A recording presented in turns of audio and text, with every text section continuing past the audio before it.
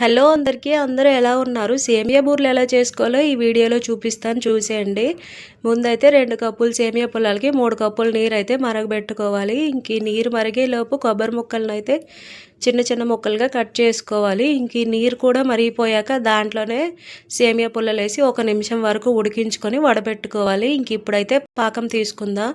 పాకం కోసమని నేనైతే 1 కప్పు చీనీ తీసుకున్నా. ఇంక ఈ చీనీ పాకం వచ్చే వరకు బాగా కలుపుకొని ఇంకా దాంట్లోనే కొబ్బరి తురుము కొంచెం యాలకుల పొడి అయితే వేసుకున్నాను. మనం ముందుగానే ఉడికించుకున్న ఈ సేమియా పుల్లల్ని కూడా దాంట్లో వేసి మొత్తం బాగా కలుపుకోవాలి. ఇంకా ఇదంతా వేడిగా ఉండేటప్పుడే చిన్న చిన్న ఉండలుగా అయితే చుట్టుకోవాలి. ఇంక ఈ ఉండలన్నీ చుట్టడం అయిపోయాక ఇప్పుడైతే నేను సోయ కోసమని కొంచెం గోధుమ పిండి దాంట్లో చీనీ ఉప్పు వేసి కలుపుకుంటున్నా. మనం నార్మల్గా అట్లకి కలుపుకుంటాం కదా అలా. ఇంక ఇప్పుడైతే స్టవ్ మీద నూనె పెట్టి దాంట్లోనే మనం ముందుగానే పెట్టుకున్నాం ఉండలు చుట్టుకున్నాం కదా, ఈ ఉండని ఆ సోయ పిండిలో కలిపి బూరెలు వేసుకుంటే చాలు, చాలా బాగా వచ్చాయి.